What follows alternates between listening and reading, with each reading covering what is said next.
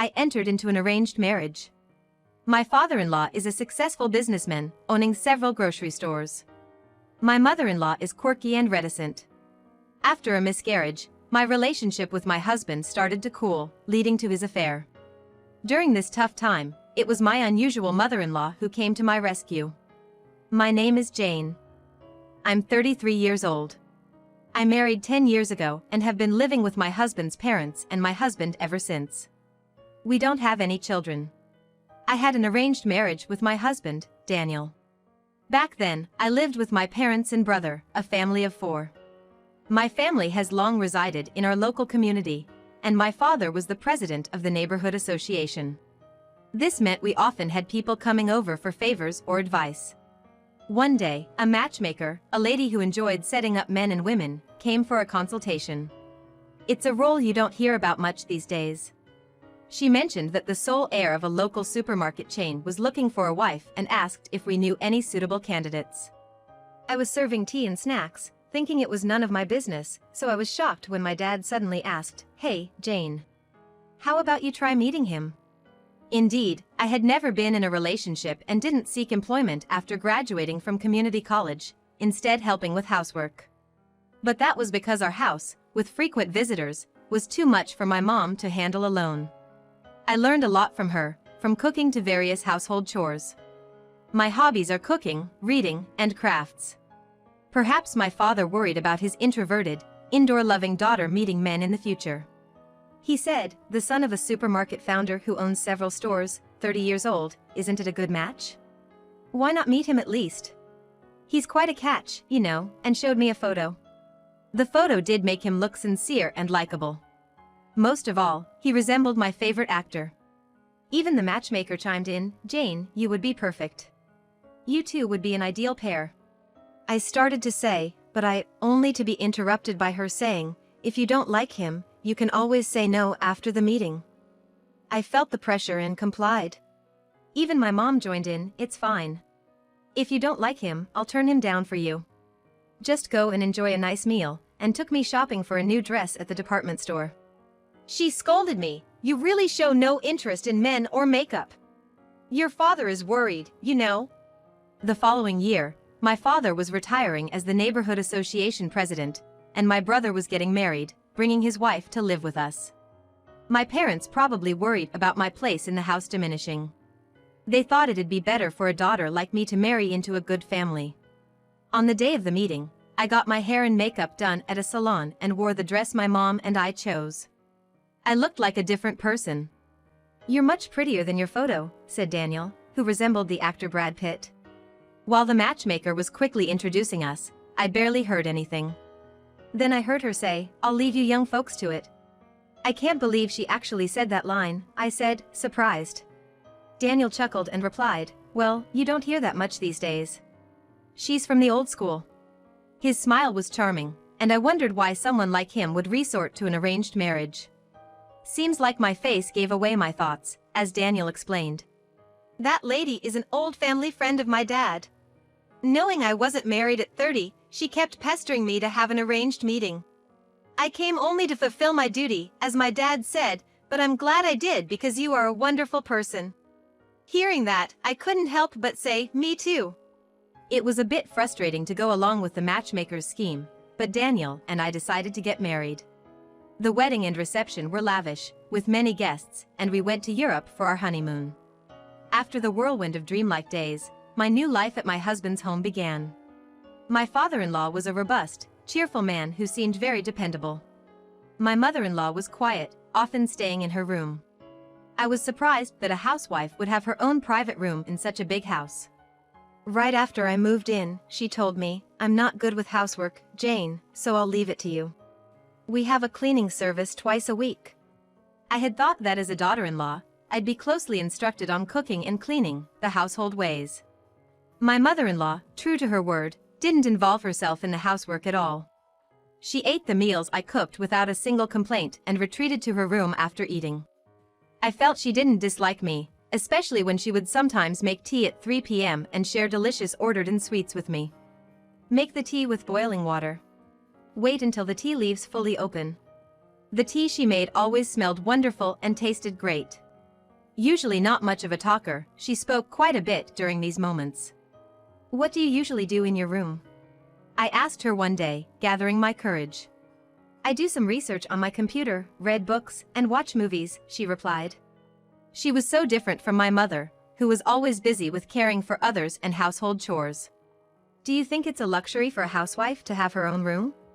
My mother-in-law seemed to read my mind and asked. "It was originally my husband's room. But he's a social butterfly and didn't like being alone in his room, so he was always in the living room. I decided I might as well use it," she said with a warm smile, making me grow fond of my quirky mother-in-law. About a year into our peaceful and happy marriage, I got pregnant. Daniel, my in-laws, and my family were all thrilled. It was probably the happiest time of my life. But soon after sharing the news with everyone, I had a miscarriage. The doctor said early miscarriages are common and that I was still young, so I shouldn't be too down. Daniel, my in-laws, and my family comforted me, but I was deeply shocked. I had always thought that getting married and having a baby was just what women did. It was only when I experienced it myself that I realized some couples can't have children and that there are many complications with pregnancy and childbirth.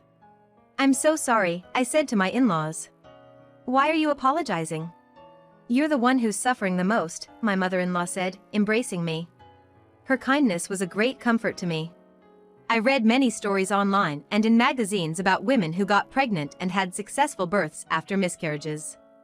So, I was sure I'd be fine and would get pregnant again soon. But as time passed without me getting pregnant, I became increasingly anxious. Looking back, I think I was obsessed with getting pregnant. I wanted to make up for my failure, not be seen as a useless wife who couldn't have children, driven by such ugly emotions. It was perhaps inevitable that our marital life, which had become a duty, was avoided by Daniel. But I never imagined he would have an affair. Even when I found receipts from fancy restaurants in Daniel's suit pocket, noticed CDs in his car that were not to his taste, I didn't think he was cheating. I noticed he was frequently texting someone, but I couldn't bring myself to voice my suspicions. Then, my father-in-law had a stroke, survived, but was left with paralysis on one side of his body, and retired from work. Daniel took over as the president of the company. Initially as acting president. My mother-in-law and I were left to care for my father-in-law at home. "If you hadn't been here, we would have had to put him in a facility," my mother-in-law said while caring for him attentively. That's when I realized that there was love between this couple. In contrast, what about Daniel and me? It's been 10 years since we got married.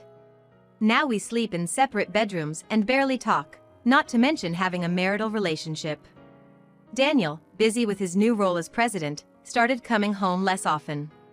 When he did come home, he would grumble, "This house is so depressing. A father with paralysis, a weird mother, and a gloomy wife. It's just uncomfortable."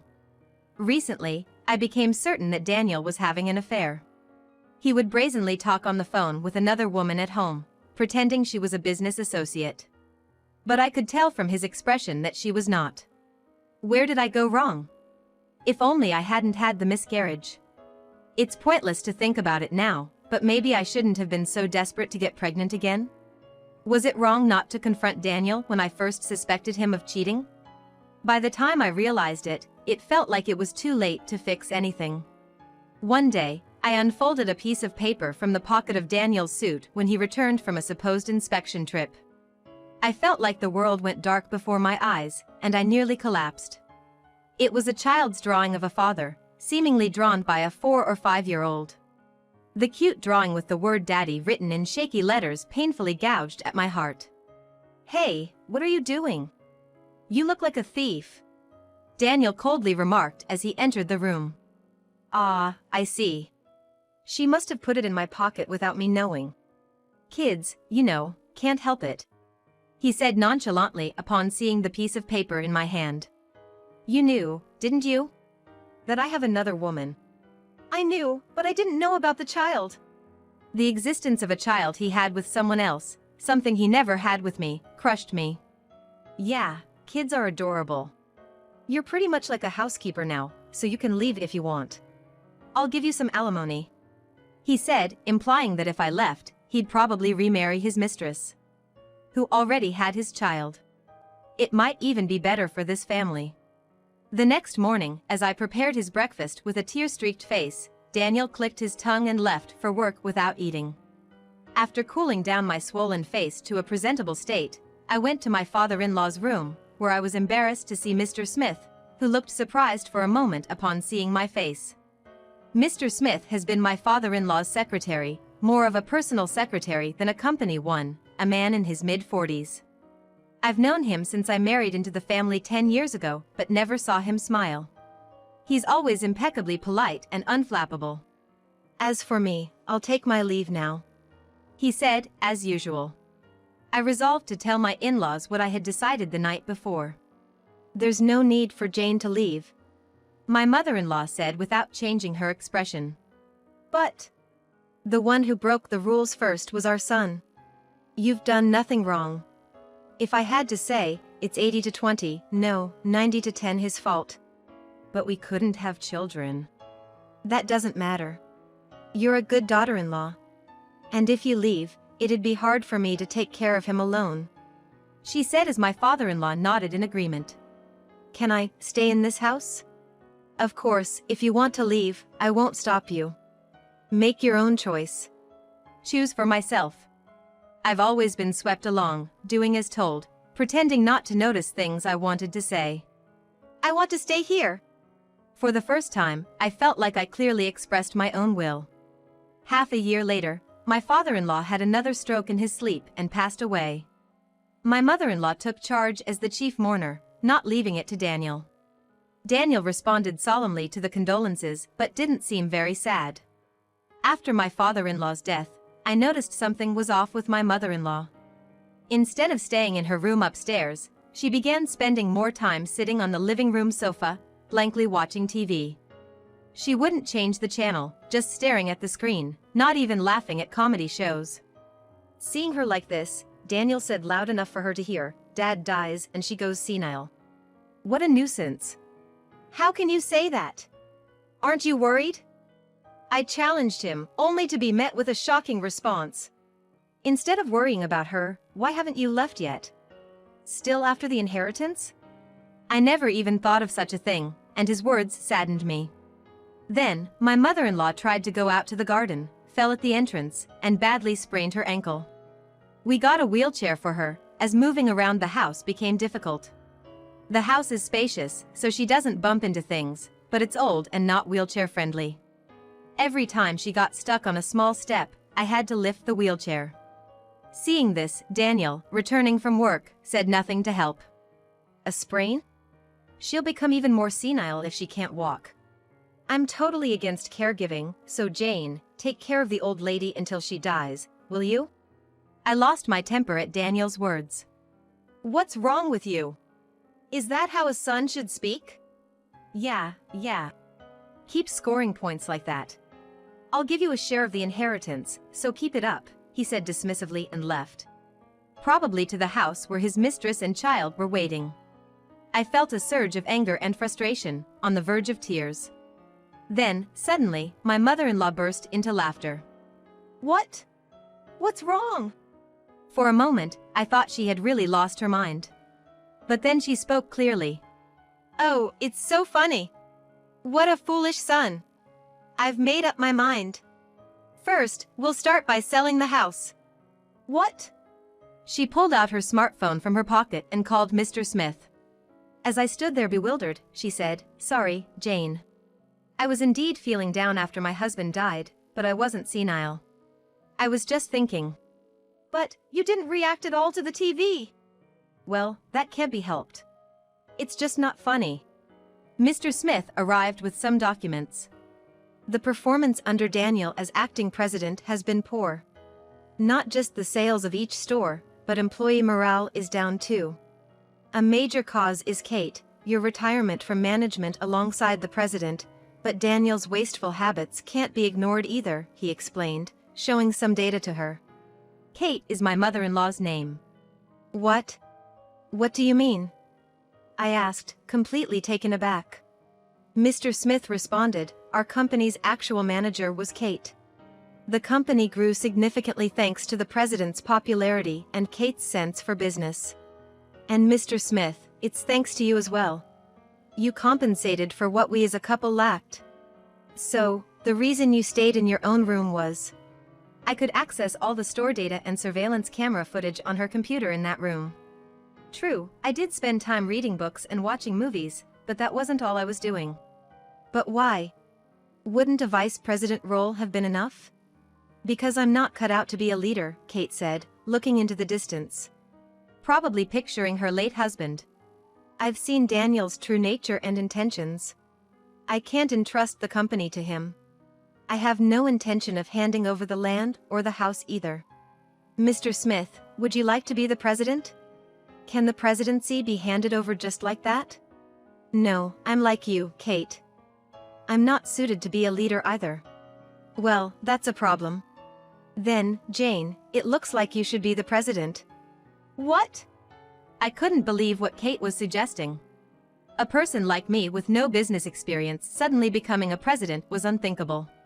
When I voiced my concerns, Kate reassured, "It's okay, Mr. Smith will support you. I have a knack for understanding people. You, Jane, have a charm that inspires people to help you. That's enough for a president. Jane, you would be suitable. You're kind and considerate, and there's a trend of welcoming female executives. It will be fine." Even Mr. Smith agreed with this. "But what about your real son?" I asked, only to be shocked by the revelation. Daniel isn't my biological son. My in-laws had been unable to have children.